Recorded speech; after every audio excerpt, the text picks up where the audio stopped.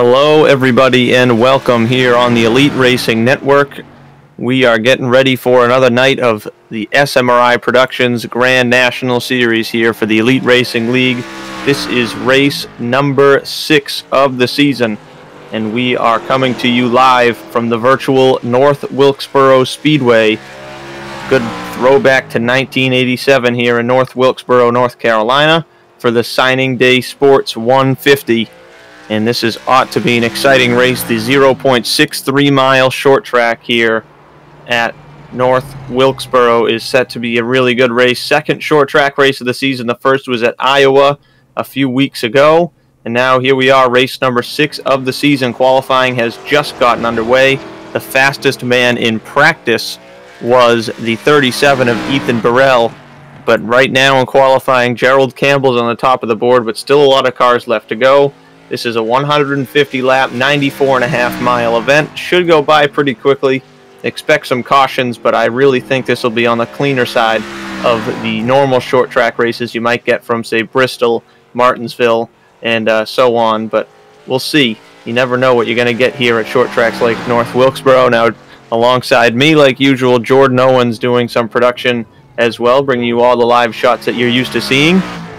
Jordan, what are you seeing here for tonight's race? What are you looking forward to the most?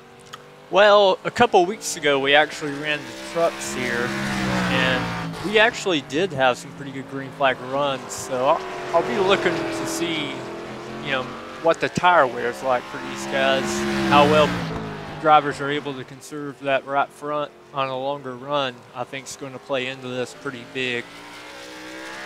Yeah, definitely. This could be a race where we see some long runs. It could be a race where we don't. You really don't know what to expect here. This obviously is still a pretty new track to the iRacing service as well. I think it's been here maybe for 2 or 3 seasons now. Of course, we're just coming to the beginning of the second season of 2021 of the official iRacing schedule, I believe. And that just starts, I believe, right about now. It starts tonight. I know, so it's Monday night, so it's the switch week. It should be the beginning of week 1 here of the new season. And of course the new build just came out last week. This is a newer track, but nothing really changed to these cars and to this track, so it should be about the same as it used to be. But on some tracks, like we'll see later in the season, maybe especially Homestead is going to be one of them, where we're really going to get some better multi-groove racing. The Highline is going to be a lot faster once we head to those tracks. But as we click through qualifying here, you're looking at Tyler Fody. He was within the top 5 or 6 in practice. 16th on lap 1. We'll see if you can get anything out of it on lap 2. At these tracks, you can get some good speed on your second lap, as opposed to maybe a 1.5 mile track where you're going to lose so much tire on your first lap that you really can't pick up. And here on lap 2, not sure Fody picked up there. I think he picked up a little bit. He moved from a 20th to 17th, but still not what I was expecting from him. Yeah, definitely a little disappointing there. Right now, Matthew Weeks is on the pole. Still 20 seconds left, waiting on a couple guys with a good shot to maybe pull something off here. Marcus Frucknick, one of the guys that was up there in practice, 19th. Same with Hank Steinmiller, 18th, Fody, 17th. All those Lake Norman guys clumped together in the back half of the top 20. Ryan Lutz goes 4th. But Matthew Weeks, Gerald Campbell on the front row as we sit, and qualifying has now come to a close. So, yeah, Matthew Weeks is on the pole here at North Wilkesboro, his first of the season. So, good qualifying effort there by Matthew Weeks. Only 39 cars here in tonight's event, so this should be hopefully fairly clean. Yeah, it was a great lap by Matthew Weeks. He's going to be ecstatic with that. I know he's one that's very overly critical of his own qualifying performances most of the time. Yeah, that was a very, very strong lap there, an 18.914.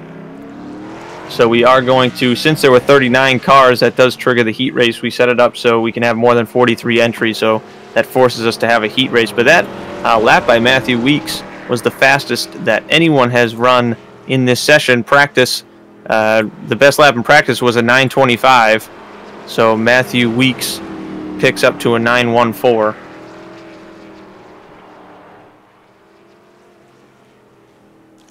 Yeah, it looks like Nathan Bird is going to be out here doing 3 laps by himself real quick before we get this thing started. Yeah, so while he does that, I want to give a shout out to today's sponsor, the Signing Day Sports 150. Signing Day Sports is a platform that allows parents and players to control their own recruiting. It was launched in just last year in 2020 and currently has 20,000 players on the platform. Signing Day Sports is for recruiting and program management by over 500 colleges and 700 high schools. In addition to football sign day, we'll be adding basketball, baseball, softball, soccer in the coming months. So very exciting to see there. Signing Day Sports coming along and sponsoring tonight's event at the North Wilkesboro Speedway as Nathan Bird gets underway for his very lonely heat race. But just when this comes to completion, we'll be on to the 150 lap feature event here tonight. And while Nathan's on track here completing this, we'll give another shout out to one of our sponsors, Richmar Florist. Richmar Florist makes every day a special day, from weddings and large events to that little something for any occasion. Richmar Florist has the perfect floral expression, and they're open online 24/7 at richmarflorist.com. Everywhere, every day. Richmar's 2 retail locations offer a fantastic selection of floral creations, gifts, and home decor. Book your free consultation in our showroom for your special event needs, and visit us online at richmarflorist.com today. So yeah, Richmar Florist has been serving the Lehigh Valley and beyond since 1955. Richmar Florist has grown into one of the most recognizable floral names in the racing world. Richmar Florist offers delivery around the corner or around the world with a simple and easy-to-use website. www.richmarflorist.com offers selections for any of life's special occupations. Richmar Florist is a proud partner with Pocono Raceway, Dover International Speedway, and drivers across all 3 series of NASCAR. Support the family-owned company who supports your favorite sport virtually and at the track. Call online or order today.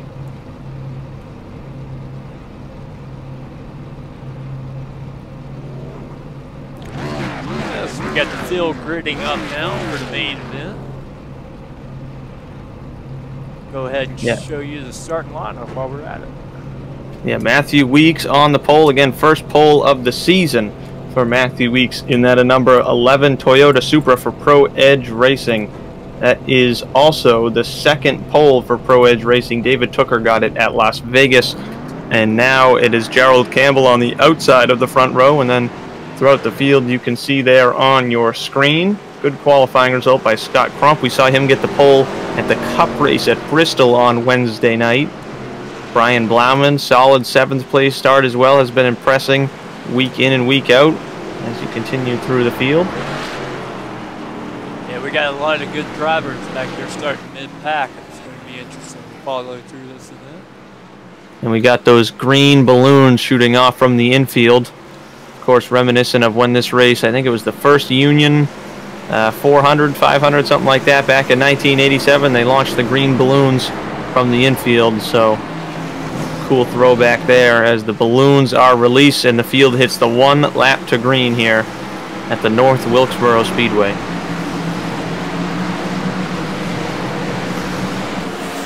Also got new to the build is that new iRacing pace car. I'm used to that Ford Mustang for years and years. Now we've got, well, it's just the car. It's just the pace car. It's just a sedan with no manufacturer. It's a mixed breed of a little bit of everything as we come to the green flag here. And there goes the pace car into the pit road, and we are underway. Green flag is out for the Signing Day Sports 150 at North Wilkesboro. Matthew Weeks gets through 1 and 2 clean into the lead, and there they go already. Out of 2, Nick Massey is around, as well as I think Ethan Burrell involved. Immediately out of turn 2, Massey started 8th, Burrell 9th. Very minimal damage to those cars.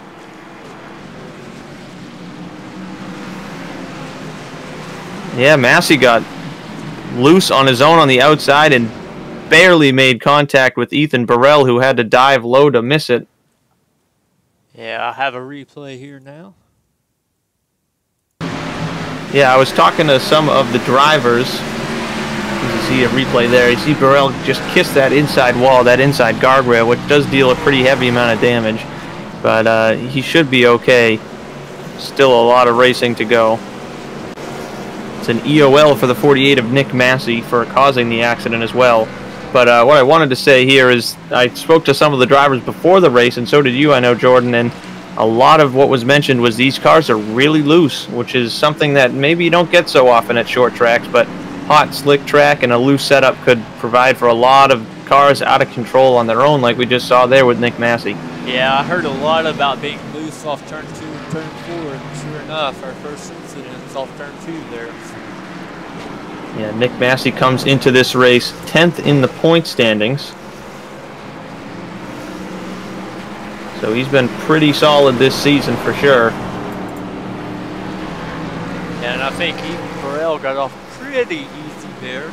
I'd say he got some light body damage, but nothing should affect him too much here in Wilkesboro. Yeah, I agree. I don't think Burrell's going to be in panic mode just yet, as he has made a pit stop to fix that damage. But he fixed as much as he could. As he remains on the lead lap, he'll be at the tail of the field with Nick Massey. But the front of the field remains relatively the same, as it's Matthew Weeks and Gerald Campbell, the front row.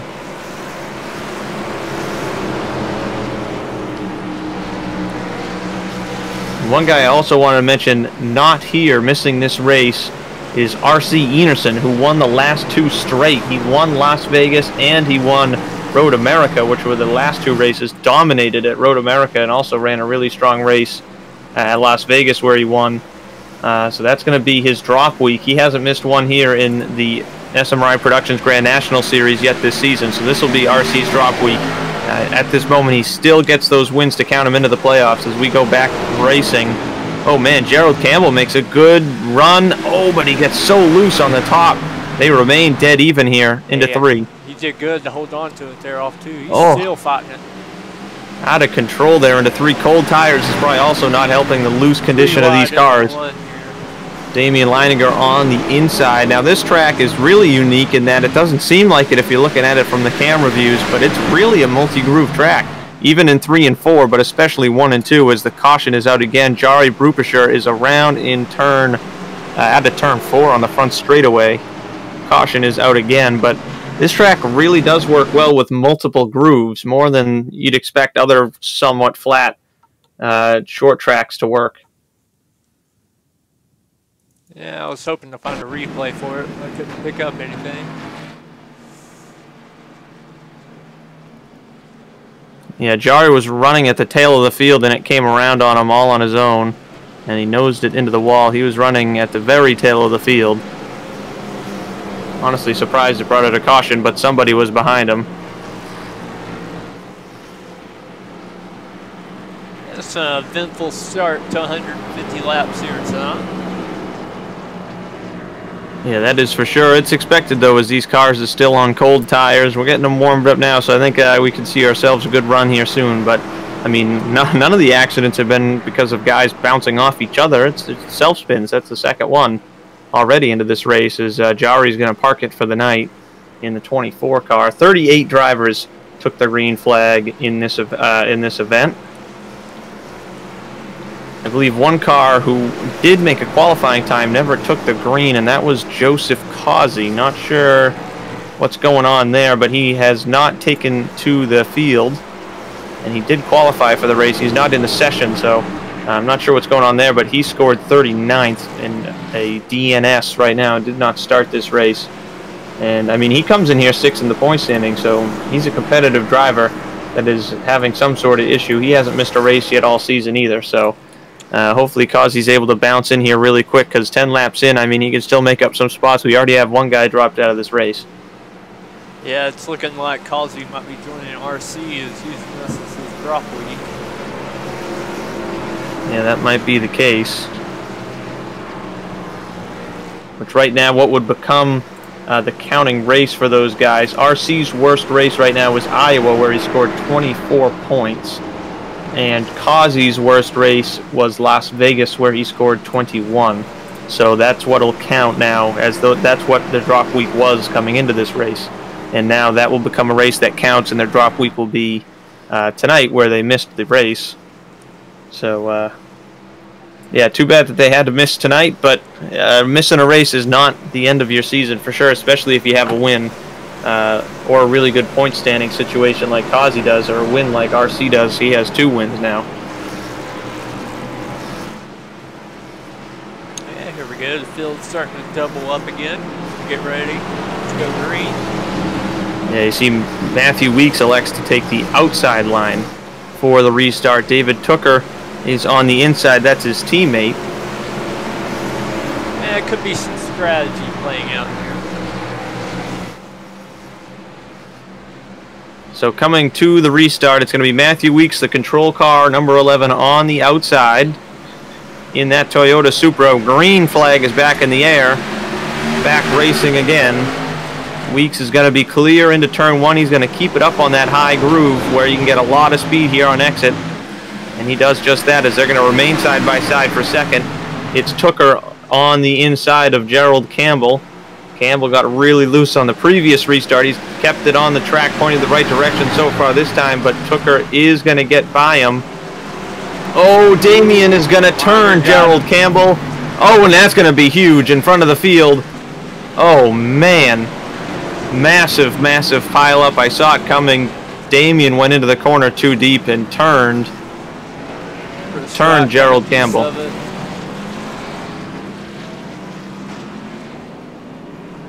Yeah, Damien was under him, and he washed up the track and got into him. And then Gerald, spinning down the track, caught Damien in the right rear and shot him right back in front of traffic. Yeah, we'll take a ride here, show you Chris Wright. You can see what happens. The field stacks up. So we'll give you the Stay Tuned Sports replay here.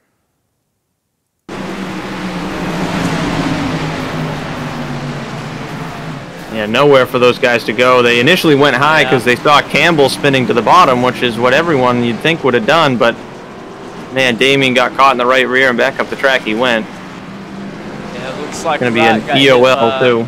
Jeff Green, I believe. Yeah, multiple cars there involved. Josh Clark. Man, big damage on that one though. Chris Wright as well.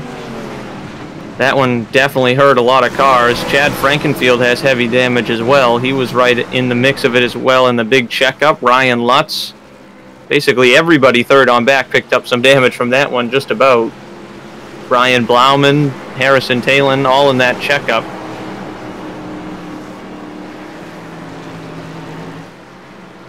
Under caution here again. And we really haven't had enough green flag laps for anyone to make too big of a dent from their starting position. Although Chad Frankenfield's moved up to 4th now. Yeah, he has. He's avoided all the accidents that's happened in front of him. He did pick up some fairly heavy damage to the nose of that car. And you can probably see a matching dent to the back of Ryan Lutz's car. So you can see where they all got tangled up. And then Chad also got damage to the back of his car. I believe Brian Blauman found the back of him in that major checkup that there was. I mean, just nowhere for these guys to go. Yeah, I mean, most of those guys, they load up pretty good. It's just when the whole track gets blocked, you know, you got nowhere to go.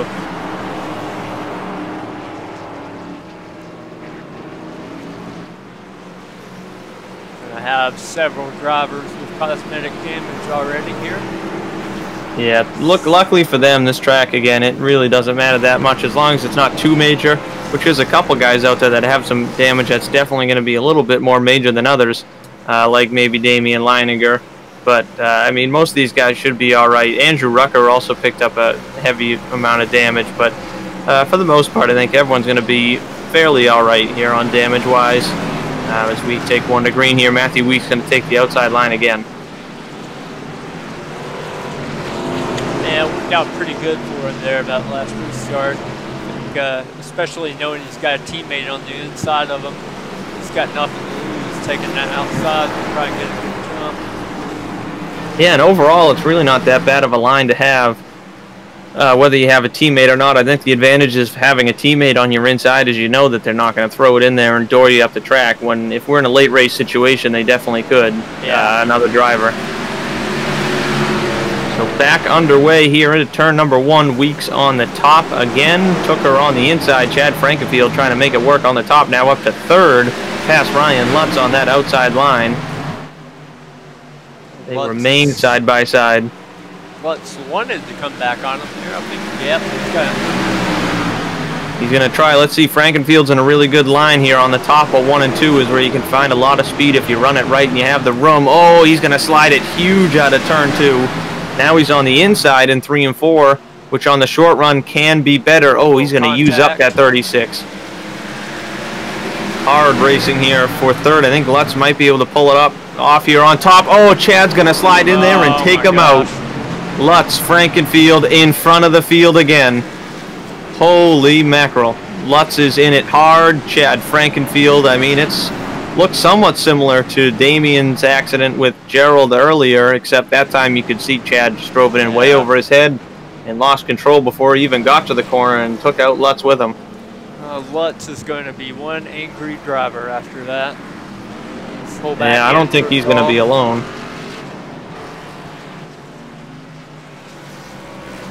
It's a pretty rough start to this one here so far.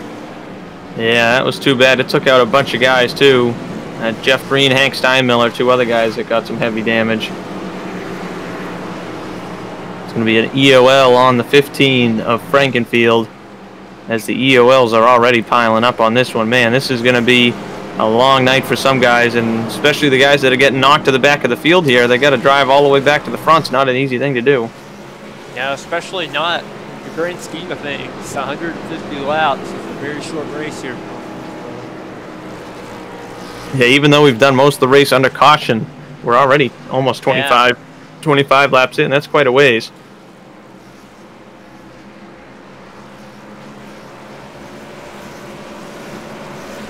So another major incident here brings out to caution Chad Frankenfield and Jeff Green coming down pit road with some more damage to what they already had. You saw Chad was out of control for about a whole lap there, and what happens is if you get loose, hiding it like Chad did initially out of turn 2, you get those tires warmed up and they get really hot. And when your tires are hot, it causes them to become even looser. So he went down into turn 1 the next time around, and those tires are probably just a little less in control than they usually are, along with how hard he was driving trying to battle Ryan Lutz, and he went in there and lost control and took him out. Yeah, and you can see some drivers here, like we're following Hank Steinmiller right now. He's got damage on the front and rear of his car from that. Yeah, he had a little bit already from that other accident previous to this one, but he picked up some more with that one as well as his teammate slid down the track in front of him. He elected to stay out. Must not think it's too bad. We're already bringing that number of clean cars down to a number that's almost lower than those who are damaged. So it's already a race where a lot of guys have picked up a ton of damage. And we'll have to see how this goes. 2 guys that are happy about it, though, Weeks and Tooker, have just been in front of it, as the battles and madness has been from 3rd on back all race long. So taking the 1 to green here as the lights are off on the pace car. Matthew Weeks has still led every lap so far, as we are coming to complete the 27th lap when we take the green flag. 33 cars still remain on the lead lap. Andrew Rucker took the lucky dog there. Still have 37 cars in the race. Lutz, Josh Clark, and Damien Leininger each one a lap down, fixing damage. Yeah, I missed Josh Clark there. I guess he got an accident before that last. I think you are correct. I think he did. And we are back green. Weeks with a huge jump. Tooker spun the tires. That's going to open up a line for Scott Crump, who looked really strong at Bristol. Definitely probably has some speed on the short track series. Looking strong and clean is the most important thing on the outside of Gerald Campbell here into turn number 1 out of turn 4. Top 2 have broken away. Again, it's Weeks, then Tooker. And then the battle for 3rd on back as Gerald slides it out of turn 2. Yeah, this is some great side-by-side action here. Front's holding strong on the outside. Another thing you got to mention here, in 3 and 4 on the very bottom line, it's just, very similar to Martinsville, is there's a curb down there. I just saw one driver toward the back of the field catch it, and if you do hit that, it's going to throw you right up the racetrack into whoever's next to you, or you're just going to lose a ton of ground in general. You got to watch out for that curb on the bottom of 3 and 4. And somewhat similar to that in 1 and 2, as Scott Crump blinks a little bit there into turn 1. Coming out of turn 2 there, when you get to the bottom of the track, there's that patch of grass that sticks out a little bit. That's kind of where you aim your car for a really good run on exit. If you clip that, though, it sends your car snapping sideways to the left. And as loose as these cars already are, it can easily cause you to spin. And we do have an accident in turn 3. Caution is out. It's Josh Personette in turn 4 has spun.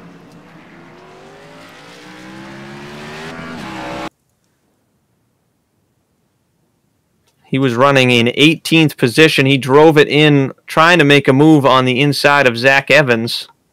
Yeah, you can see here it looks like he just gets loose on his own.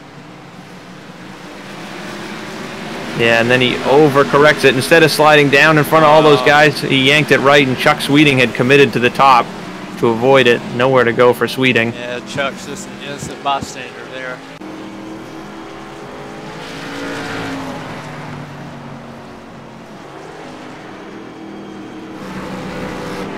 So caution out again. No takers in the pit lane. Another thing we got to mention is you do have enough fuel to make it all the way to the end. And they're giving the EOL to Personette for the self-spin. But like I was saying, they do have enough fuel to make it through this entire race for the most part. Especially with all these cautions we're getting. So what I expect is they're only going to pit for tires if we get a long green flag run here. Track position is really important. So we're going to need a green flag run of probably at least 25 laps to convince anyone to come down pit road. Even then, I expect guys to come in for 2 or no tires.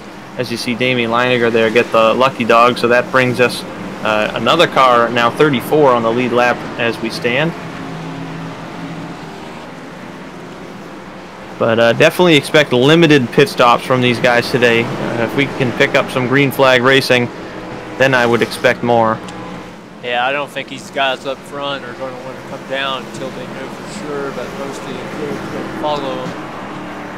Yeah, because right now the only way you can really beat Matthew Weeks if there is not a long run is just to do the opposite of what he does, coming down the pit lane or not. So, I mean, if we get late in a race and maybe there's some sort of a long run and Weeks stays out, maybe everyone behind him will decide to come in. So it could go any which way. So the only guys that have pit so far this race are guys who picked up damage.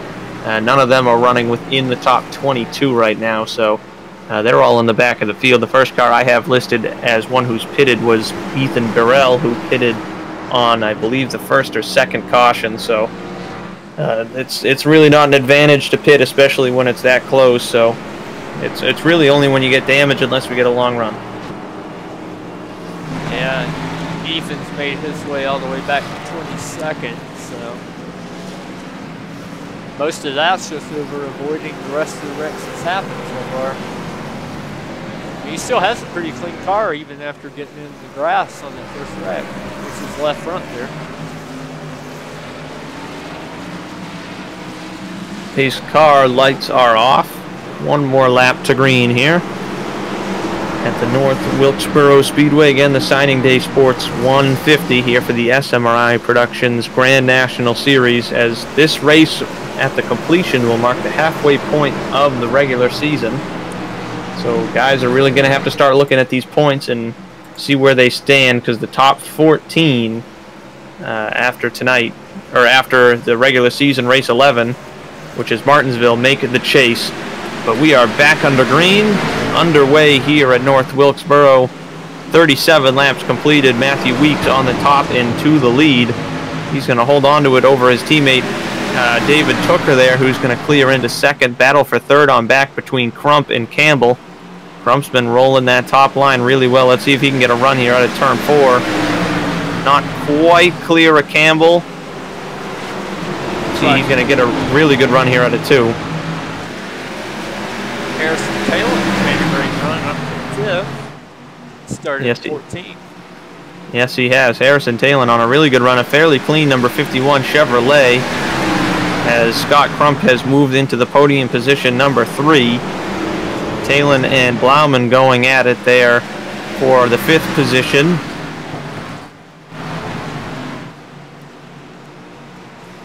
Looks like Blauman's going to roll the bottom really well here in 3 and 4, and he is clear up into position number 5. Hard battling, though, behind them throughout this field. From 7th, 8th on back is, Sherman's going to get turned into turn 3. Nowhere for Thornquist to go. Daryl Canfield also piles in. Heavy contact there. The whole back bumper of the Sherman Chevrolet is torn off. The Flat Out Racing Network Chevy is torn up there. Number 23. Not sure what happened. It was between him and I believe Hank Steinmiller possibly into turn 3. Just slight contact.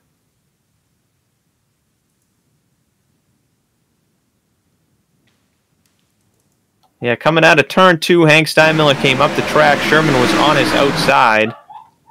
And it was just ever so slight contact. I couldn't tell you if Hank came down or Hank came up or Sherman came down. Maybe a little bit of both. Yeah, it could possibly be echoed. You see there. Yeah, if anything, it was just really, really slight contact, and that car got snapped right into a spin. Hans had nowhere to go. Yeah, a bunch of guys had really nowhere to go to avoid that accident. But we'll have to see what the admins rule on that. Might be ruled a racing deal. I mean, the rest of the accidents today have been pretty obvious on who was at fault. That one, though, definitely up for debate, as it was really close there. The slight contact between those two, as Ryan Lutz now gets the lucky dog. He's back on the lead lap.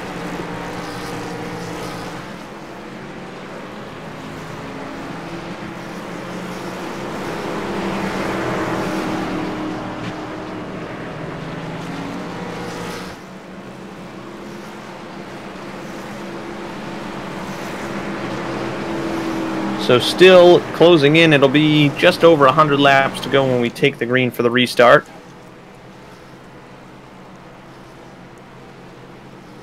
Yeah, we've almost put a third of this race down already.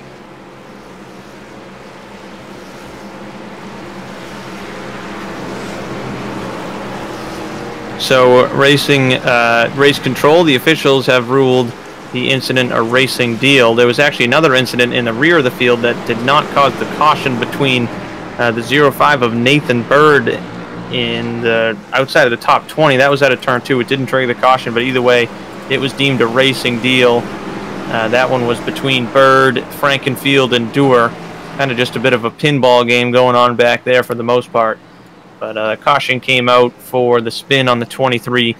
And no action will be taken due to that accident. The front of the field remains the same, the top 2 at least, of Weeks and Tooker. Scott Crump up into 3rd now. Weeks is going to take the outside line here again. Tooker, his teammate, on the inside. It will be 104 laps to go when we take the green. And the outside line seems to be working for him. He's got off really well on every single restart since he was up there.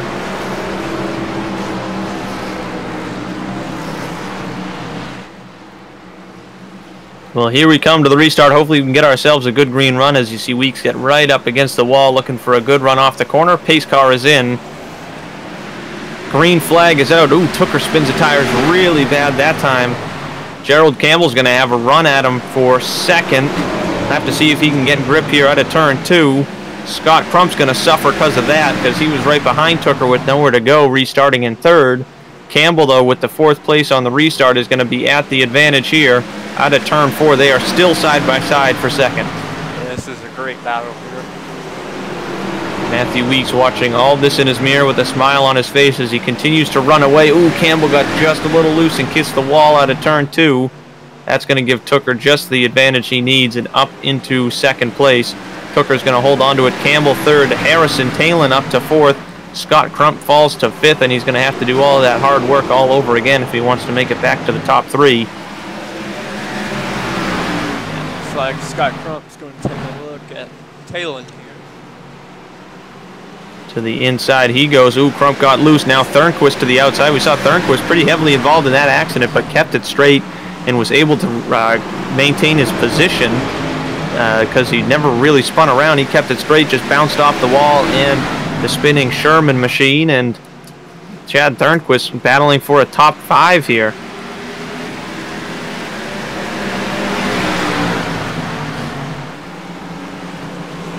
Crump on the inside. It's not going to work too well for him here through 1 and 2. Caution is out. We'll have to see who got that spot.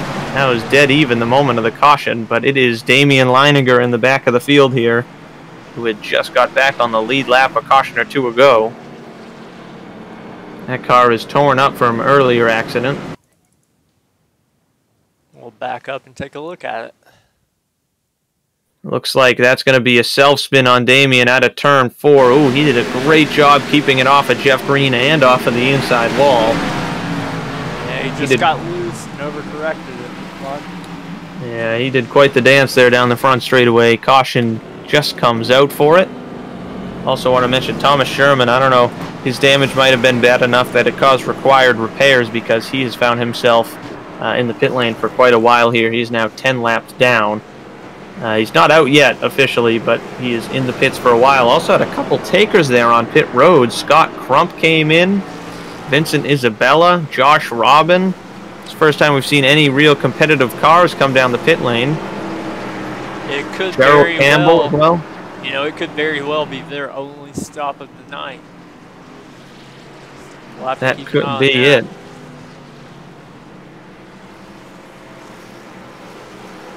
F. Green with a free pass. Yeah, a couple guys coming in there.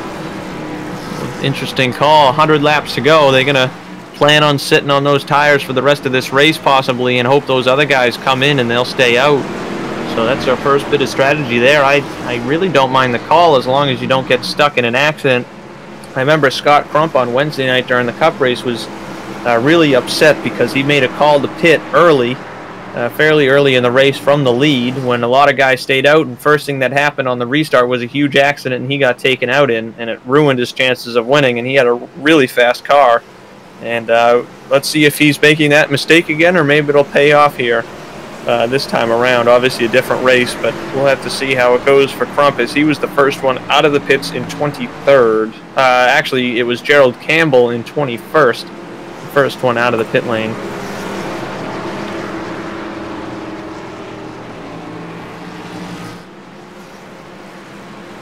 I'm showing it looks like the highest running driver right now that's been on pit road is Nick Massey at 12.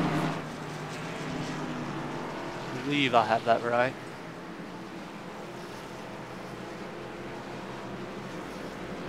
So we still have about half the field that's not came down pit road at all yet. Yeah, just about 14 cars. The top 14 have not pit. Nick Massey actually running 12th came in.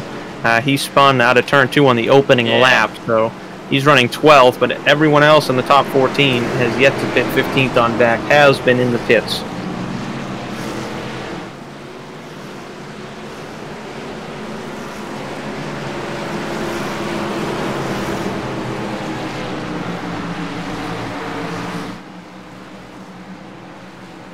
So pace car lights are off. It'll be Weeks on the top, Tooker on the bottom. Damian Leininger received the EOL for that incident.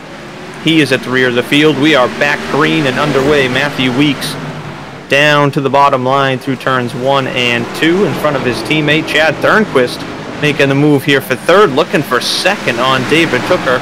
He won the Clash at the iRacing Super Speedway earlier this season in the Cup car. That was quite the crazy race that we had there, and he pulled off the victory.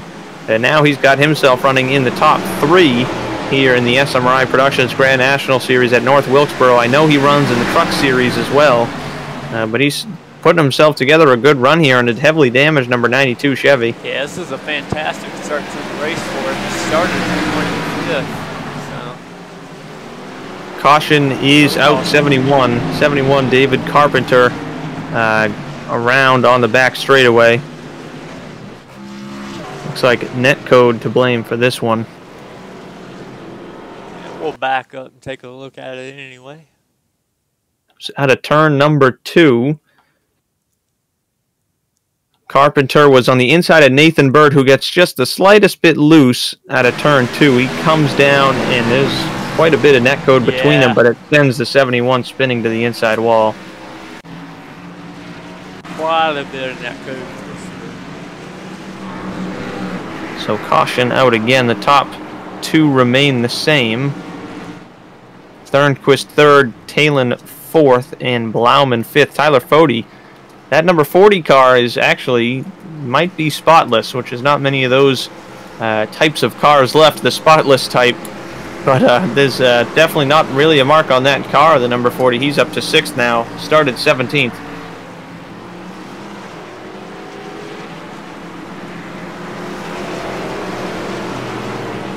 Also want to mention Thomas Sherman has dropped out of the race due to his damage. He'll finish 37th.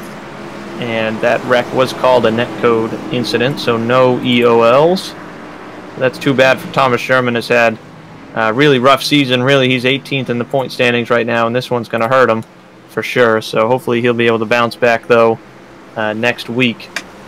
And looking ahead to next week and the rest of the regular season on the schedule, now that we're halfway in, next week we're at the Rockingham Speedway. A really exciting race for sure coming there. A 100-lap race. That'll be really short and sweet. But definitely going to be a fun race there. Another throwback track there at Rockingham. Then we go to Texas, which will be fun. The new Texas, not the old one, the new repaved version with the flat high-speed turns 3 and 4. We'll have to see how exciting of a race that puts on. Then the Homestead Miami Speedway, which with this new aero package and the grip strips, whatever you want to call it, where we've got guys running at the top, at the bottom, all over the track, and it works.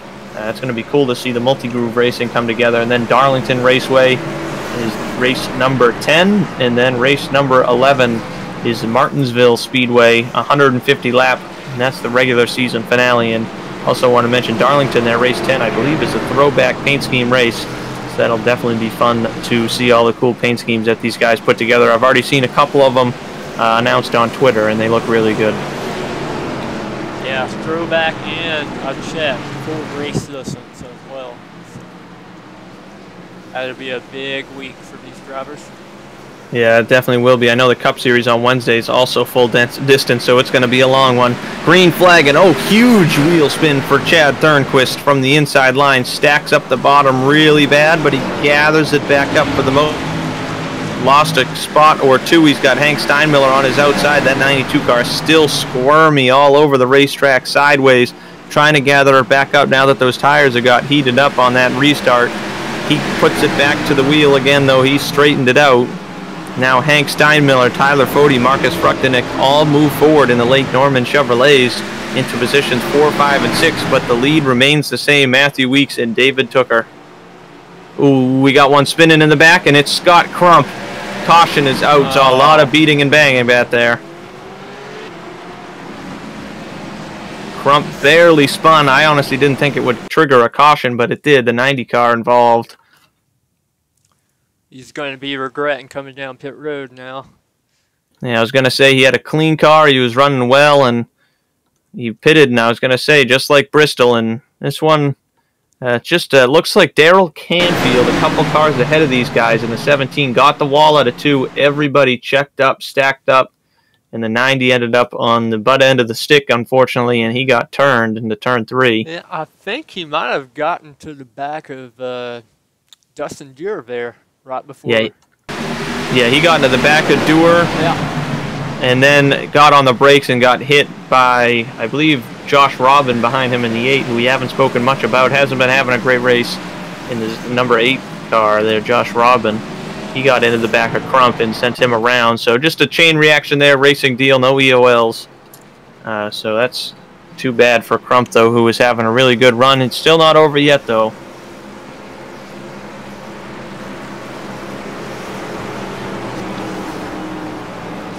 Also, while we have a minute, just wanted to read off some of our sponsors here.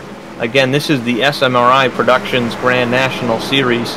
SMRI Productions is an independent record label and media company that exists in the intersection of creation, media, and technology. They focus on delivering comprehensive digital content with organic media for all of your digital needs. They also provide multiple avenues of content consumption, making sure that you're always in control. As a content provider, SMRI offers a unique, ever-growing catalog to fit your needs for any bespoke media desire. Also wanted to mention C2 Freight Resources. C2 Freight Resources offers complete freight management services, and they are ready to meet your needs today as well as your changing needs in the future. With thousands of qualified carriers in their database, they're capable of handling shipping for every type of goods, from perishable foods to office equipment. Whatever you need to ship, they have access to the necessary equipment, including flatbeds, double drops, vans, tankers, refrigerated equipment, multi-axle heavy haulers, dump trucks, auto carriers, intermodal containers, and more. C2 Freight also offers electronic data interchange (EDI) services, which allow shippers to keep close electronic tabs on their shipments through the freight movement process. For more information about EDI services or to discuss your needs for other specialized services, please contact C2 Freight.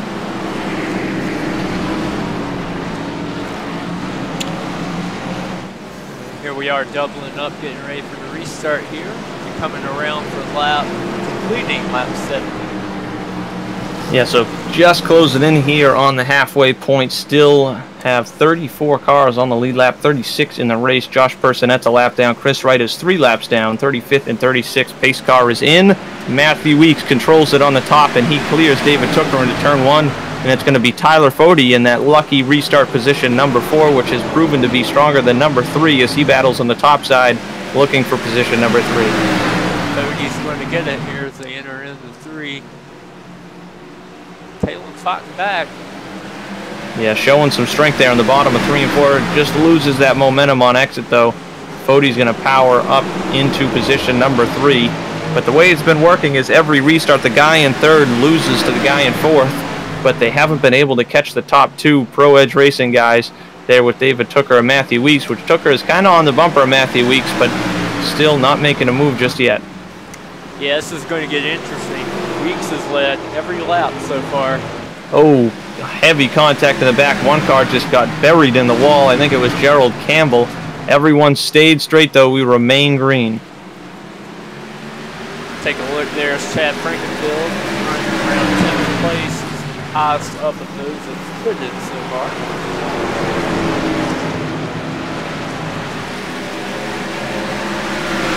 Oh, we got trouble in the back. Dustin Dewar has been turned in front of the field.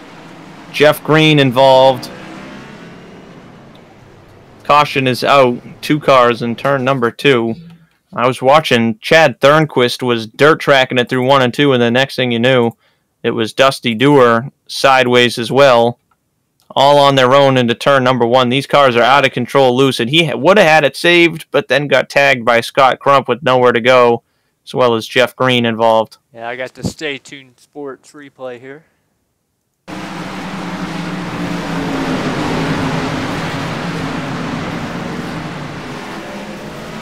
Jeff Green gets damage there at the end of that. A couple cars also coming in from the front of the field here. Tyler Fode came in. Harrison Talon came in. Marcus Fruchtenich came in. We're at the halfway point. That's what these guys are doing, pitting at the halfway. Gerald Campbell, Chuck Sweeting, all in pit road. Hank Steinmiller, Damian Leininger, Michael Goodman on pit road. Darrell Canfield on pit road. So a good amount of cars there that were within the top 10. Just came down the pit lane, but still the top 4 drivers, plus Marshall Stanley in 6th position, have yet to pit. Then you also have Nick Massey in 7th, who came in on lap 3, so he really hasn't pit all in all. Chad Frankenfield, though, is on 34-lap old tires, and he runs in the 5th position, so he's moving forward now in the 15, but the top 4 have yet to pit. Yeah, we got the top 4, and it looks like Marshall Stanley in 6 hasn't pitted either. Yeah, that's what I have down here on my sheet, but gonna be interesting to see when or if these guys pit, because I'm sure they know once they get mired back in the field, it's anyone's ball game. But the problem is you're gonna have really old tires, and at this point, everybody has a speed advantage over you. But will we ever get a long run, or even a run of 15 laps? That's all it'll take for these guys to really lose their advantage of track position. Once their tires really come into fruition here, everybody 5th and then 7th on back is at an advantage. Yeah, I agree. One long run could really hurt these guys, but you know, I think they're banking on more cautions and they're just playing it safe, staying out front and keeping that track position right now. Yeah, I agree. I think that's exactly right, and we'll have to see if that strategy works out. But right now, everybody 22nd on back just came in the pits. Tyler Fode, Marcus Fruchtenick, Hank Steinmiller were the first 3 out. 22nd on back, though, just came down pit road. Also Harrison Talon in that group. He's running 25th. That's been having a great run. Gerald Campbell started 2nd, now back to 28th. He's been involved in a couple accidents, but he's trying to put on some tires to get back to the front of the field. We have 35 cars on the lead lap. Chris Wright is the only car on the track laps behind. He is 3 laps down in the number 69 car, and the green flag is back in the air. Matthew Weeks leads into turn number 1. Another good restart. Yeah, Tooker was closer than he usually is there, but still the leader has such a big advantage here. He's easily able to get the run out of 2 and down the back. Oh, we have contact. Daniel Martinez around in front of everybody. Wow, and they did a really good job avoiding that. Oh, Tyler Fode, though, has had to park it, and everyone driving around him. We'll have to see if he gets his spots back, but man, that could have been a lot worse. Yeah, we'll back that up and take a look at it. Looks like Brian Blauman turned Martinez around. It was a very slow, lazy spin. It was. Not much other contact, though, throughout the field. Everyone did a fairly decent job avoiding it. It was a good avoidance by Andrew Rucker there at the beginning of it. You're right, Fode just parked it. Yeah, he really didn't have anywhere to go. Looks like he did get his spots back, though, so he didn't lose too much. But maybe he did lose a couple positions there, but definitely could have been a lot worse. Caution flag is out. We'll have to see if they give the EOL to Brian Blauman or not, though, because he's running 6th and he has yet to make a pit stop. So if he does get the EOL, I'm sure that will bring him down the pit lane for tires, because he'll be at the back of the field. Anyway, the whole point of staying out is track position, so we'll have to see if this changes anybody's opinion. Nobody, though, came in from the front of the field.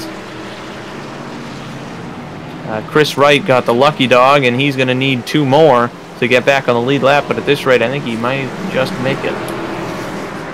Yeah, we're over halfway in this race, and still have 35 cars on the lead lap.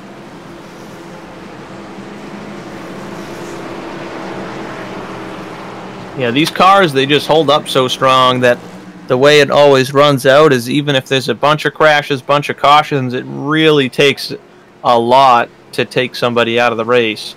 The caution has been called a racing deal, no EOL there. But yeah, you can crash them up all you want, but it really takes a lot to hit the wall or hit somebody else so hard that it knocks you out of the race. So these guys are just continuously hanging on and staying on the racetrack with whatever they got left.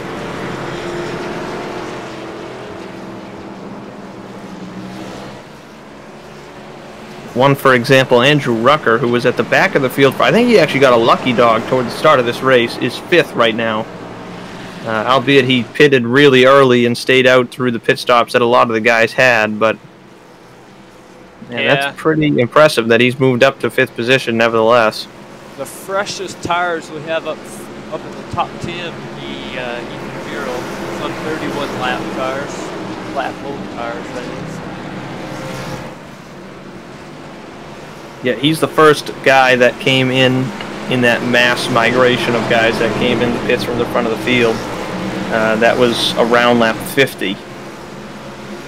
Yeah, it looks like Weeks and Tooker really boxed themselves in by not getting down pit road yet. Yeah, I think at this point their bet has been made, and you cannot pit now. You got to stay out the rest of this race and just hope the race continues as it has been, and they haven't been challenged with the amount of cautions.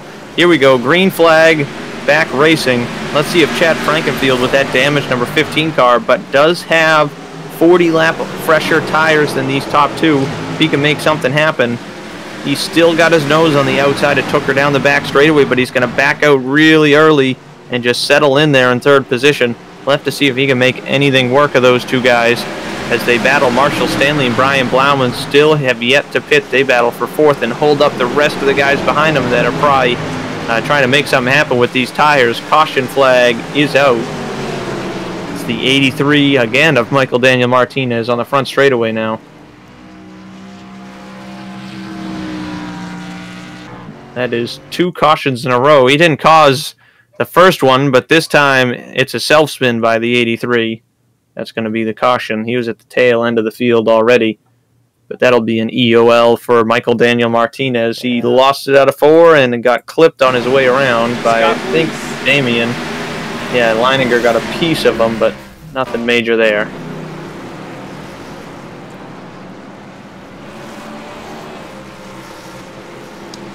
So these leaders, though, are definitely happy to see all these cautions continuing on and on.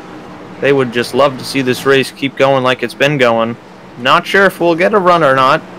I mean, we're closing in. It's going to be less than 60 to go when we go green, so we'll have to see what happens here.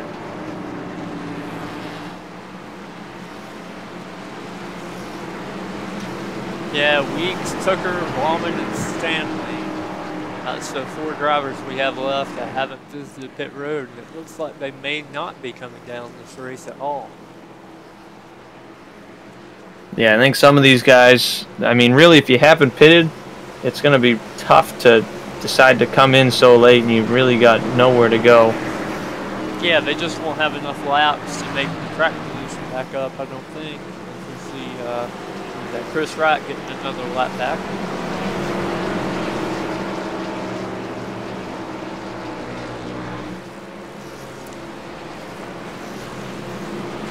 One more caution. We're going to be back on the lead lap with everyone else in this race.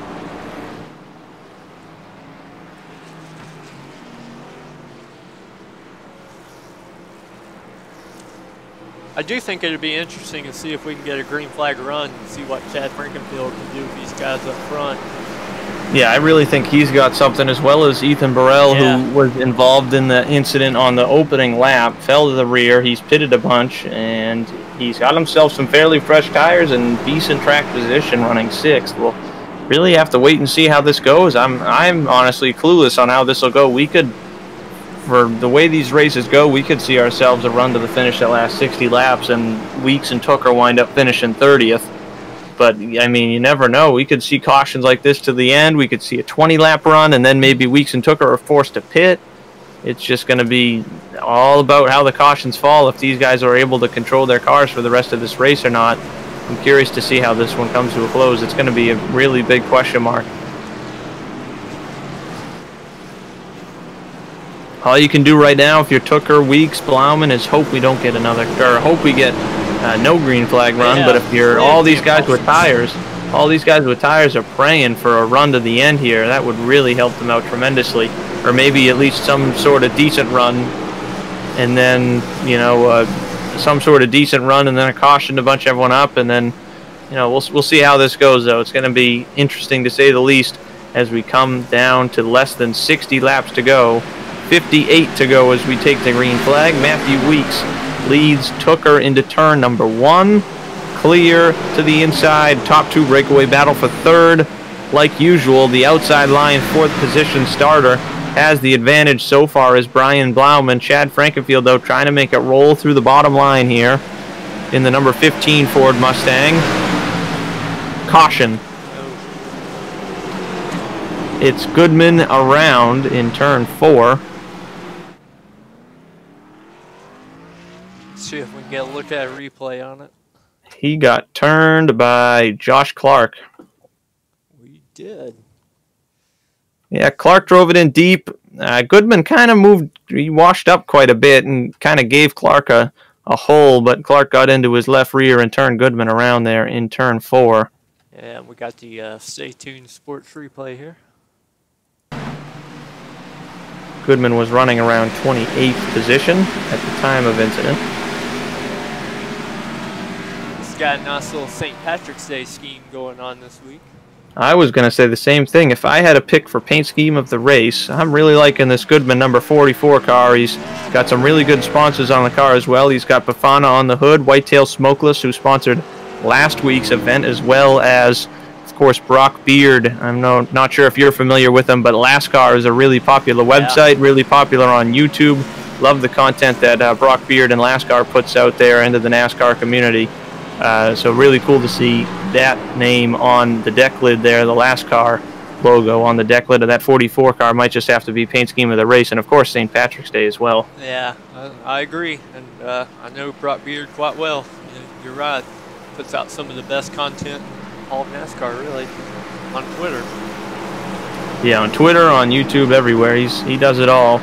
He's made some really cool documentaries on some of the underfunded teams within NASCAR. I know J.D. McDuffie, I think, is one of the stories he did, as well as Morgan Shepherd and a couple others. I've watched them. They're pretty good.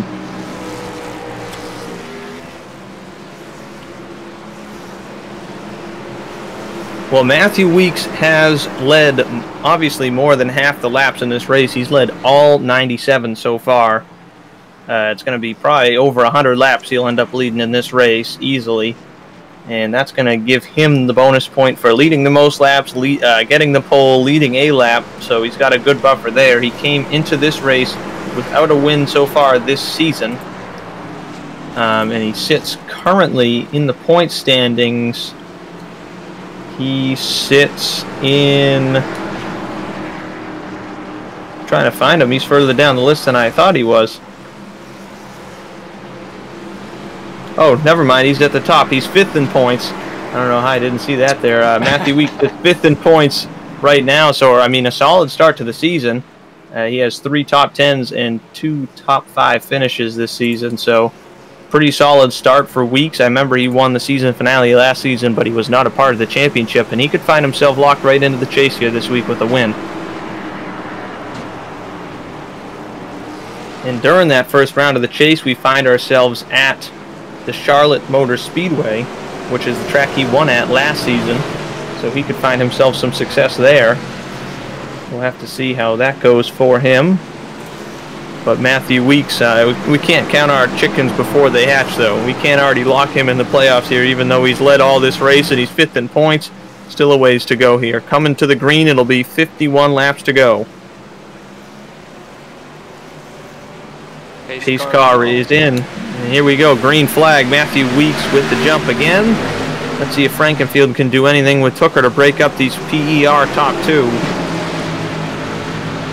Yeah, I believe Abraham 1 and 2 on every single lap of this race so far. I think they have. Took 3rd and quickly jumped into 2nd past Gerald Campbell at the start of the race, at least within the first couple of laps. And Tooker is clear into 2nd. Let's see if Frankenfield can do anything as those 4th and 5th place cars, Blauman and Stanley, continue to clog up the track for those guys on fresh tires. Can't get by them as they run side by side on the original tires they started this race with.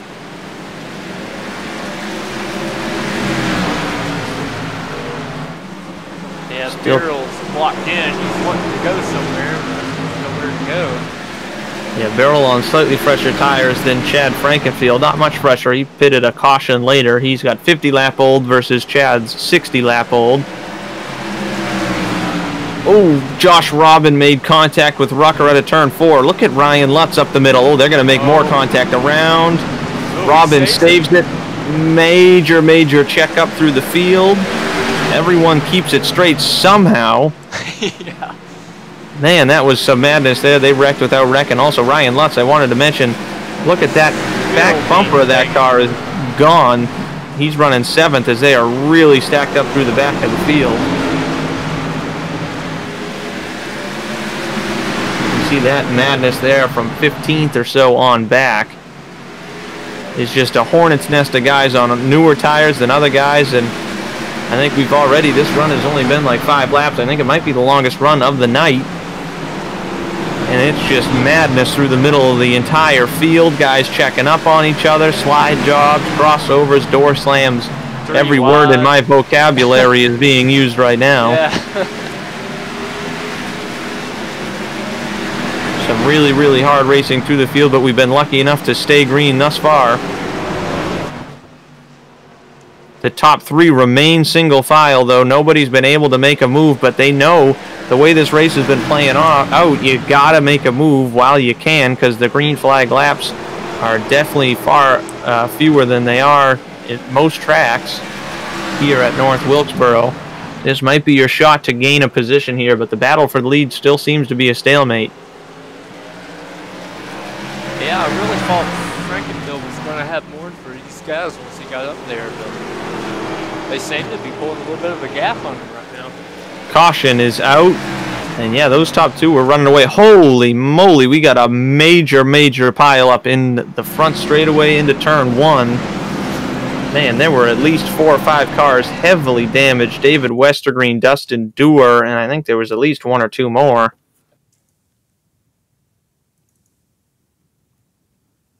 Oh, it started way in the front of the field, and it just kept on happening. There was a separate accident with a checkup. It started with Josh Robin in the 8,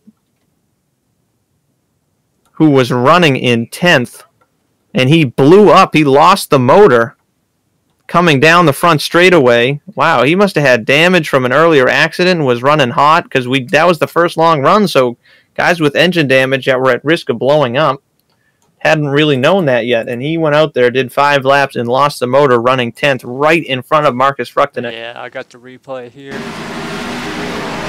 Yeah, take a look as he crosses the stripe. Motor blows inside wall right back in front of Riggs. Hines, who was having a good run, and Westergreen ends up piling in, and multiple others behind it. Yeah, it was just a lot of guys with nowhere to go there. Yeah, and that's really the heaviest crash we've seen in this race. I mean, that was heavy hits to multiple cars. That could take some guys out of this race, which is not something that always happens with crashes on short tracks. So Robin, I think, might be done. Riggs might be done, or at least well off the pace. A couple guys barely snuck through there. Zach Evans and Tyler Fody. I don't know how they didn't touch anything while sneaking through that accident. But man, Richard Hines, he was having a good run. He's still on the racetrack sitting in 8th with no hood on that car. That Ford Mustang has seen better days. But he still found himself in the top 10 of this race. Yeah, and you mentioned Zach Evans. I mean, he's in 12th. He's having a good run as well. And that car looks really clean, just about on all 4 corners of it. Yeah. A little bit of damage to the right side, but fairly clean, as well as Tyler Fody, who runs up in 10th. Also want to mention Marcus Fruchtenich is the first of those guys that came in at the halfway point. His tires are 37 lap old. So that should be a pretty fast car. Also want to mention, where did Chad Frankenfield go? Did he pit, or did we lose him? He must have came into the pits, because he is in the rear of the field. Not sure exactly why he would do that, in all honesty. Running in 3rd position. That was the longest green flag run we've had, and it wasn't even 10 laps. Chad Frankenfield came in, as well as Ethan Burrell and Andrew Rucker. Chad Thornquist came in, Tyler Riggs, Harrison Talon. I mean, only 40 to go. I think they're kind of leaning on the hope of a green flag run coming here, but that honestly surprises me that anyone would come into the pits this late. And what that has done is the top 4 cars are all on the original tires they started with. These guys have been hanging up front without pitting. Weeks, Tooker, Stanley, and Blauman all have yet to pit. Green flag back in the air as the sun falls behind the clouds. You can see that it's gotten shady and cool on this track. Green flag back in the air. Matthew Weeks with another good jump. Tooker up in 2nd. Marshall Stanley trying to make something work. Looking for 2nd place. He's on the outside of Tooker, but overdrives it into turn 3. He's going to lose the chance for 2nd, but he's going to get a good run out of turn 4 and hold on to 3rd. Vincent Isabella looking for a spot there outside of Brian Blauman. Oh, Stanley's going to spin it. Caution flag. Those old tires could only do so much out of the corners, and around goes Marshall Stanley with the self-spin. Man, and I just said he was having a good run up to 3rd. Started 30th, had yet to pit, and he was hanging in there really well. Had a really strong restart there, and around he goes. Vincent Isabella now finds himself 3rd.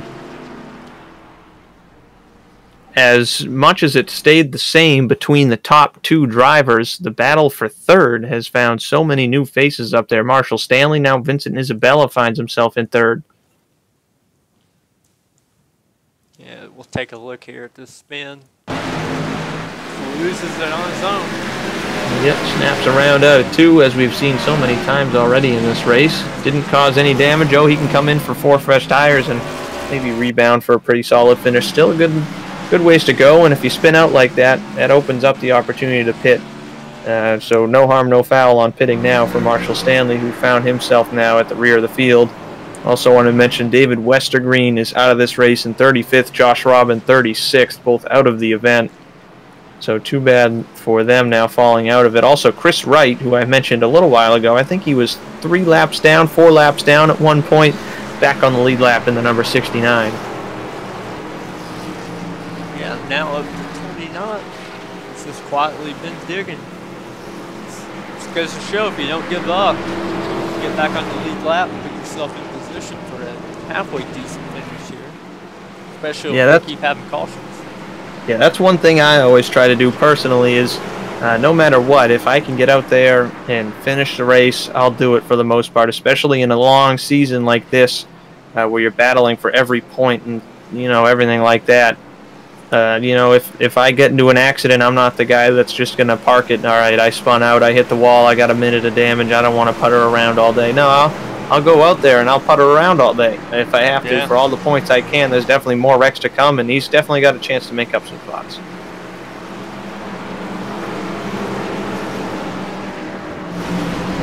How about Ryan Lutz up in fourth? He has been on pit road. I'm showing 11 times this race. Yeah, he's got no back bumper left on that car. That thing is more torn up than most of these guys out here. The fact that he's been able to drive back to the front of the field. He was a lap down at one point. I remember him getting a lucky dog, and he has found himself back in the 4th position.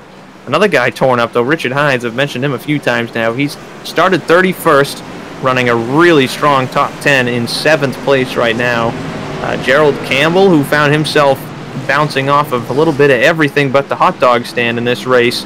At the start, started 2nd, fell straight to the rear, is back up to 8th. Chuck Sweeting was at the rear of the race to start, started 36th position up to 9th. So a lot of guys having good runs, and then again Zach T. Evans with that clean number 6 car and the Speed 51 TV Ford Mustang up to 12th after starting 24th. But we are coming to the green flag. 30 remain when we take the green for Matthew Weeks. Let's see if Ryan Lutz has got anything for these guys. Got much fresher tires, that's for sure. Yes, he does.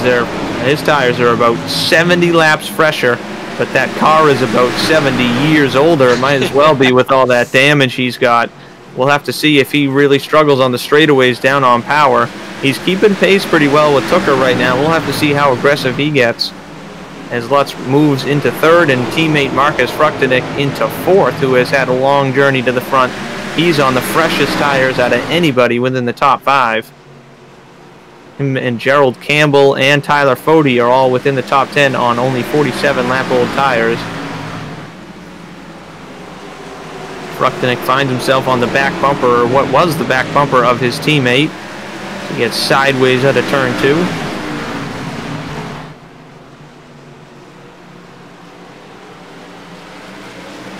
3 wide, stacking up in the back of the field. Zach T. Evans way wide out of 4.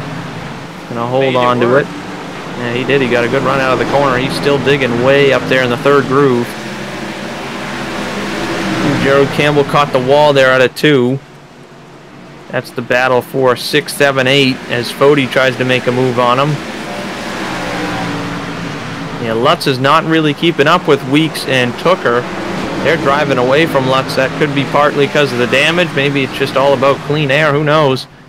But Lutz is not reeling in these guys.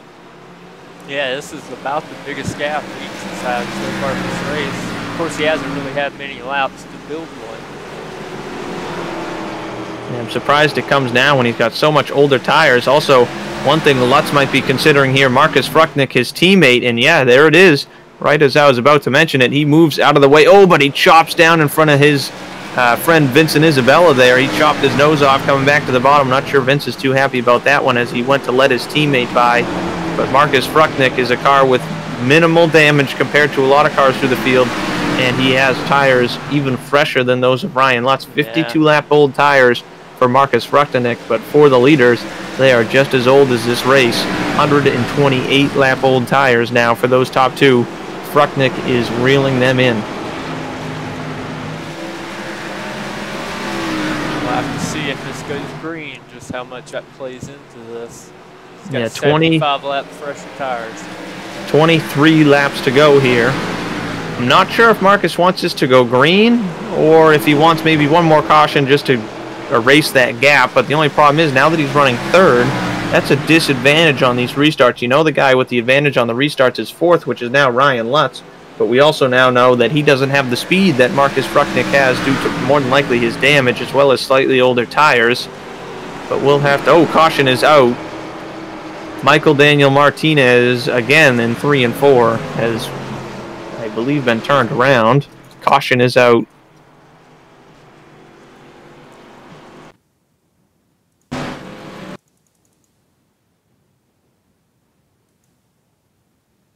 Looks like it might have been an internet issue because that was very interesting. Martinez blinked into turn 3 and was gone and flashed once or twice, and he was up against the wall. So I believe that was internet failure or a power failure or something of that nature. I had a hard time finding it, but as you can see, there's not much of a replay. It just kind of disappears. Yeah, he goes into turn 3, vanishes. I think you might see him flash once or twice. Not even, but yeah, he obviously, he parks it. So he obviously had issues seeing things as the caution flies. So he is out of this race now for Michael Daniel Martinez. Also, Marshall Stanley out of the race, 34th. He's unable to rebound after his spin out of the top 5. A couple guys came in there under the caution. Richard Hines, Harrison Taylin, and Chuck Sweeting. As we're going to have only about 15-16 to go here on the restart.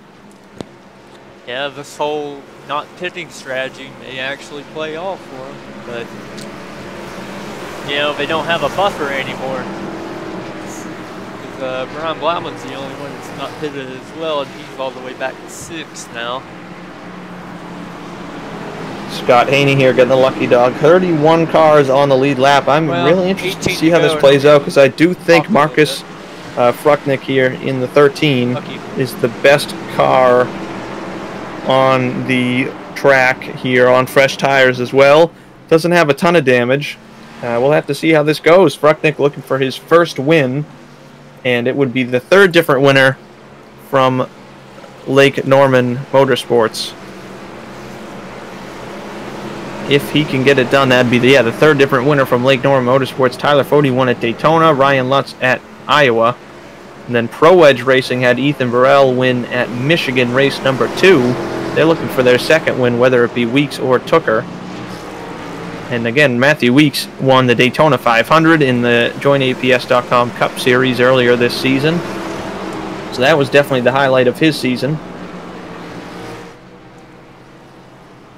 But he is looking for win number 1 here in the SMRI Productions Grand National Series, which would put him in the chase for both series. As we come to 1 to green, Weeks will take the top as he has been all day long. Tooker on the inside. Lutz is going to have the advantage starting behind Weeks up top. We'll have to see what Marcus Frucknick does because I think he has the speed, he has the tires to make something happen, if anybody. But Ryan Lutz has the advantageous spot here on the restart. Yeah, it's going to come down to just, you know, how much time he's going to have. He's got to get clear for 3rd before he can even think about challenging these first 2. And again, we do have 1 attempt at overtime if needed. We'll have to see if we get that. But the green flag is in the air. Oh, wow, really good jump for Ryan Lutz. Has drawn even almost with David Tooker into turn 1. This is going to be really tight here as Lutz pinches Tooker down. Wants to make sure he gets as good of a run on exit as he can. He's got a nose on him into turn 3. Tooker on the bottom on those old tires. Can he hold off the damaged 36 of Ryan Lutz? Lutz gets the run out of 4 on top, but Tooker looking better there on the straightaway. And then Frucknick is stuck behind both of them. Oh, crashing in the back. No caution. It's going to stay green. He bounced back straight. It was David Carpenter in the 71. Staying green here. Yeah, we're going to keep it up front here. 13 to go. Frucknick's going to get to 3rd, but does he want to be 3rd? If we get another caution, he'll have the same issue again, having to get through these guys. Still clean through the back of the field. Weeks is running away. Is there enough time for him to hold off Marcus Frucknick? Top 3 now pulling away as Lutz falls back. Can Marcus Frucknick do anything about Tooker, or can the Pro Edge boys hang on for a 1-2 finish? Oh, Tooker gets really loose out at 4. Throws a block on Marcus. Now he gets loose into turn 1. Marcus is going to have a huge run. Tooker's going to let him have the outside. Frucknick with a huge run out of 2. We're coming to 10 laps to go. Battle is on for 2nd. Battle is on for 4th. Is Tooker going to be able to hold on here? I don't think so. He drives it in really deep, sails it into turn number 1 sideways. Marcus gets sideways out of 2, off the wall.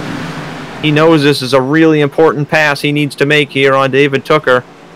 And you'd think tires that are 80 laps fresher would just fly by, but they are drawing even right now. 9 laps to go now. Weeks is driving away from these guys. 3/10 that last lap. Caution's gonna come out here. Accident in the rear is Michael Goodman. And I believe Tooker is gonna hold on to 2nd. He had him at the moment of caution. Caution flag is out into turn 1. Daryl Canfield came up and into Michael Goodman. No other cars involved. Yeah, it looks like Goodman even kept it off the wall here. So we got the Stay Tuned Sports replay.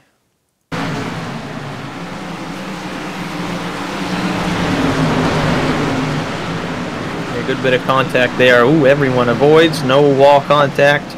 Still clean. And under caution again.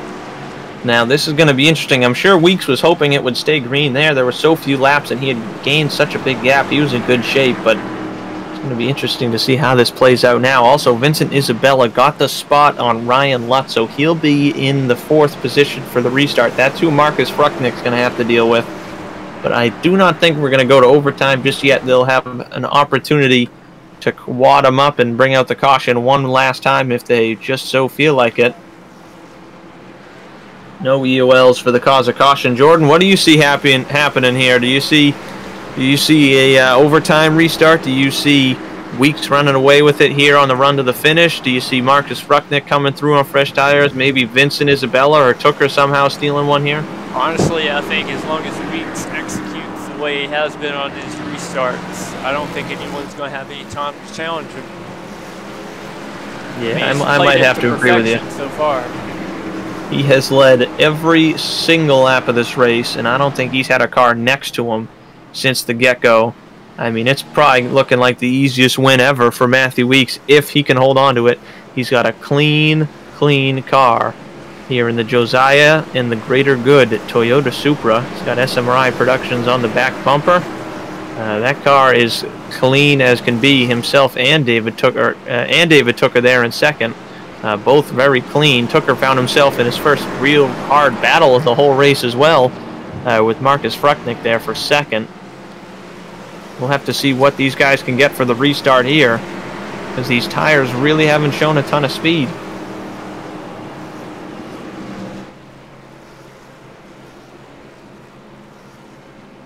This should be getting the 1 to go this time, I believe. I believe we should, which would make it a 3-lap shootout. If we do get a caution before the white flag, yet lights are off, so it'll be 3-lap shootout. If we do get a caution before the white flag, we will have one more attempt at a 2-lap shootout overtime restart.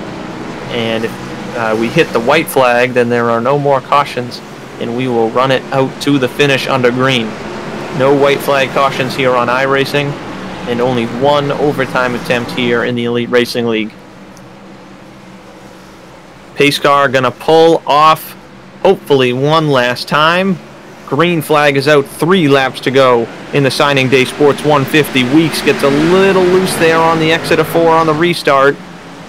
Isabella's gonna stick his nose to the outside at Tooker. Let's see if he can do anything with it. He's still there. Yeah. Into turn 3. Tooker's going to be clear. Let's see if Frucknick can make something happen. He's going to move maybe into third here, trying to muscle his way by Vince. 2 laps to go. Coming to the white flag. They're crashing in the back. Caution is going to come out. That one is Andrew Rucker. Dustin Dewar involved.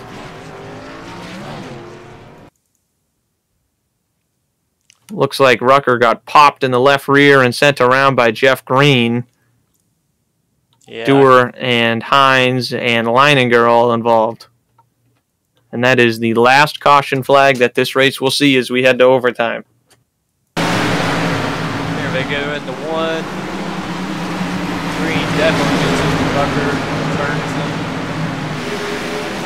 A lot of guys with just nowhere to go.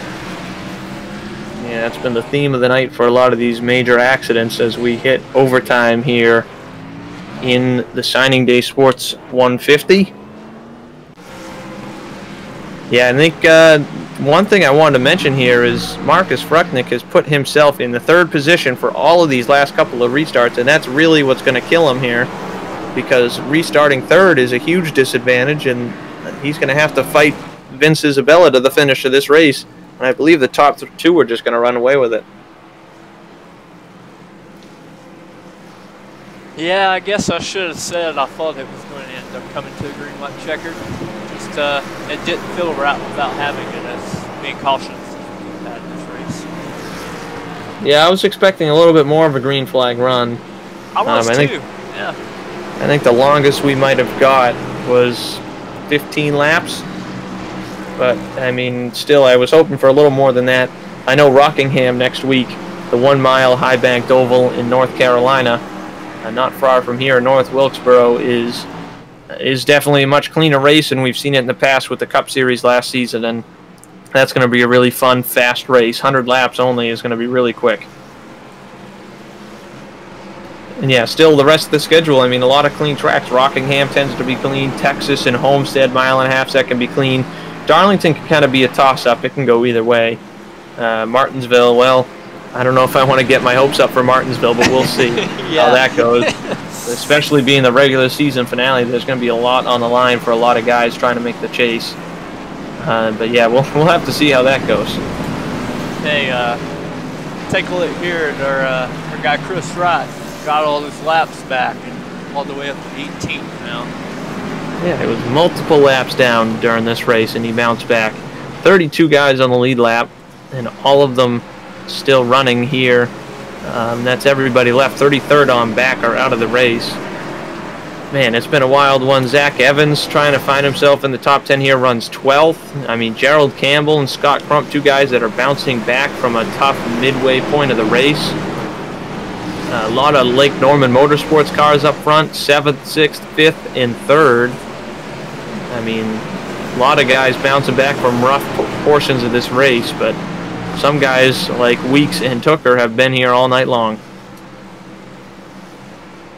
All right, here we go. See if Weeks can finish this off. Pace car in 1 last time. Green flag. Oh, major wheel spin from Tooker. Weeks is gone. The battle for 2nd, though, is where it is. Oh, Marcus gets loose into Tooker. Vincent Isabella is going to cruise past into 2nd. Does he have anything left? Are we going to make it to the white flag? No, we're not. It's over. Big shakeup there at the end. Ruins the Pro Edge top 2. But Matthew Weeks is going to win under the caution flag here as he takes the yellow and white. Matthew Weeks wins the Signing Day Sports 150 at North Wilkesboro. First win of the season, 2nd for Pro Edge Racing. It was almost a really good 1-2 run there, but Vince Isabella sneaks in to 2nd. Hey, but a really good run for Isabella, though, finishing 2nd after starting 21st. Checkered flag is out. Matthew Weeks is your winner.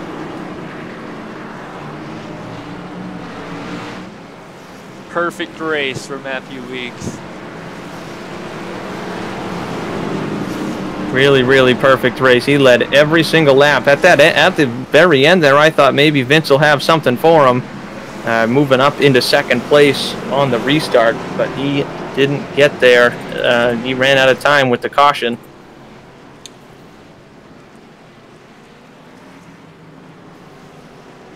They almost watered up into turn 1 as well in the top 5 when Marcus got in a little too deep, got into Tooker, and Marcus barely held on to third. He was 3 wide with his Lake Norman teammates into turn 3. Caution at the end was Andrew Rucker and Dustin Dewar in the back of the field going around. Andrew Rucker was about out of sheet metal on that car here at the checkered flag. It was Dewar getting bitten. Yeah, there it is. Your winner, Matthew Weeks, for the first time on the season. Here's your results. Yeah, look at that. Zach Evans snuck in there for a top 10. First thing I was going to say. Got a top 10 finish. Yeah, solid run for Brian Blauman in 7th as well. Good points night for him. Yeah, Blauman was the 3rd driver that did the entire race on just one set of tires. Yeah, that's really impressive there, that the guys that lasted on tires finished 1st, 3rd, and 7th. Solid runs all around. Josh Clark recovered to 16th. Chad Frankenfield back to 14th after that late pit stop.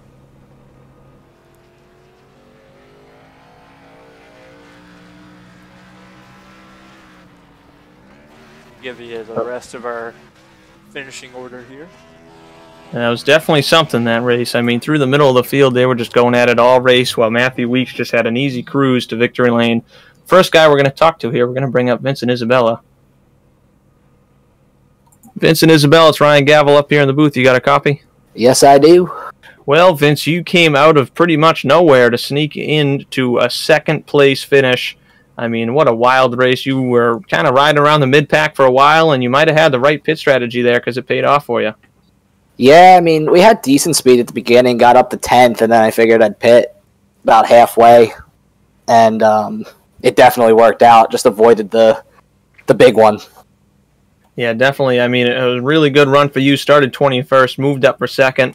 If we didn't get that caution out of turn 2, you had a really good run down the back straightaway. Do you think you would have had something for Weeks? I think if I had that one extra lap, it would have been something to see. We would have it would have been close. Yeah, it was definitely looking to be really close. You had a really good run out of turn 2 coming down the back. Is there anything else you wish you could have done throughout that race? Any mistakes you wanted to avoid? Maybe a different pit strategy, even though this one definitely worked out for you? No, honestly, I really didn't even have any damage on the car, believe it or not. Other than the rear, I got hit once when people got wrecked in front of us, but, I mean, it was a rocket ship. Now, how bad did damage? I know damage was a big factor this race. A lot of guys had some really beat-up cars. How big of a factor was damage when it came to this race? And a lot of guys were destroyed. You, on the other hand, not so much. A lot of guys at the back were killing each other the whole time, but, like, Lutzy, he had like 3.5 minutes worth of damage. His thing was about blowing up there at the end, and he was able to hang with us. So I don't think it played as big as a role because of it being a short track. Yeah, definitely, I agree. But good race overall for you, Vince. Is there anyone you want to thank or any shout-outs you want to make here before we let you go? Yeah, definitely all the ID guys, David and David. My sponsor, Drunk with Buds, and Nate Benham. They have a podcast called Drunk with Buds, and obviously shout out to Tooker and Matthew 123 for Toyota today. So definitely a fun one. Yeah, 1, 2, 3 for Toyota, but most importantly, Vincent Isabella, great job, 2nd place finish. Thank you very much. All right, now we're going to move on. We're going to bring up David Tooker here. David Tooker, Ryan Gavel up here in the booth. You got a copy? I got you guys. Well, Tooker, for you, it seemed like a pretty overall slow, boring race. I mean, you had a pretty tame race up in the front, running 2nd to Weeks basically the whole run. Is there anything you would have had for your teammate there if you maybe had a little bit of a run, or is there anything else you wish you could have done throughout that race? You know, it was just a real caution fest. Really couldn't get any chance to get to him if I could. But, you know, he ran a smart race all day long and kept it up front like he needed to. And, you know, I would have loved to race him for it, but just got a bad shot into one and just couldn't hold it on the bottom underneath Vincent, and he got around me on the top. So, but, I mean, overall, good race, and just got to take this one and keep moving forward. Now, still a solid overall third place run, of course. Wish you could have had second, but I mean, overall, you stayed out that whole race. You, Weeks, and Blauman were the three left that never came into the pits. Do you wish that maybe you pit? Are you happy with your call not to? Obviously, Weeks it worked out for him, but do you wish maybe you tried something to take down your teammate there? I think considering how the race was going, it kind of stayed that same momentum all night long. So I knew tires weren't really going to be that big of an issue. I just had to keep myself relatively close, and being able to maintain second throughout that whole run just was the key to really not having to come down pit road. Because I know a few guys like Frankenfield and a couple others went down pit road and they didn't come back up here. But I think if we got like maybe a 20-25 lap running on these tires, we probably would have gone down pit road and probably would have at least throw on another set or two. But it just didn't get to that. Yeah, unfortunately, we didn't see as long of a run as some other races we get. Even at this track, we've seen some better runs throughout. But overall, still a really solid race. Now, heading into Rockingham next week, what are your expectations? You're still looking for win number 1 on the season to lock yourself into the chase. I think our expectations are higher than ever. Last season, especially in the chase, we came up clutch and stole a win from Tyler Fody. So I know the speed's there and the momentum's there. We just have to throw it together and hopefully we stay out of the trouble. Well, congratulations on the third place run, and hopefully we'll be talking to you again soon. Alrighty, thank you, boys. All right, that was your third place finisher, David Tooker. We're going to move on to your race winner now, Matthew Weeks. Matthew Weeks, it's Ryan Gable up here in the booth. You got a copy? I got you. Matthew Weeks, man, you dominated tonight's race without a doubt. No one even got close to making a move on you. I don't know, it probably was a little boring in your opinion, but I mean, hey, you led the whole thing, so that makes it a little bit better. Tell us about your race. It was great, man. Got my first ever pole in Elite, and just decided just to stick it out and stay out with all the cautions, man. It worked. I love tonight. Finally get it done on a short track. Yeah, impressive. I think when it came down to it, that first pole in Elite that was the difference maker. I mean, you won the race because you just never got past, and no one ever had a chance to pass you. Definitely had some good speed there and good strategy as well. I mean, obviously staying out worked, but did you ever contemplate coming in? We never really had that big of a run, so what was the strategy like there? What were the discussions with your teammates? I know me and Tooker were thinking lap 60, just a little over halfway. But just how the cautions were falling and the wear wasn't that bad, since we wasn't running laps, we just stuck it out. And I think Ethan pitted on lap 50 or 60, and he told me, dude, it's so hard to pass back there, and they kept wrecking, so I just stayed out, man. Yeah, definitely worked out, though. You led every single lap, all what wound up being 156 of them. So you picked up maximum points, you locked yourself into the chase. What's your outlook on this whole season now as you have locked yourself into that final 14? For this and Cup, I'm going for a championship. I think this is my best season with how the tracks fit the schedule. So I'm trying to go for it all this year. Well, congratulations on your first win of the season and your first pole as well, and all those points you're picking up. And is there anyone you want to thank or shout out here before we let you go? Our owner, Ethan, man, giving me a shot for Pro Edge. I love it, dude. Tooker battling those guys for me. Everyone, all the fans that watches, you guys up in the booth. Mad shout out to Jordan for getting me these sponsors, man. That is huge, man. I'm having a great season. I love it. Glad to hear you're excited, man. Congratulations on that dominating performance and that huge win tonight at North Wilkesboro. Thank you, man. Well, that is your excited race winner, Matthew Weeks there, and rightfully so. Dominated tonight and really put a spanking on the field. No other way of putting it there. Jordan, what are your thoughts here as we wrap up things?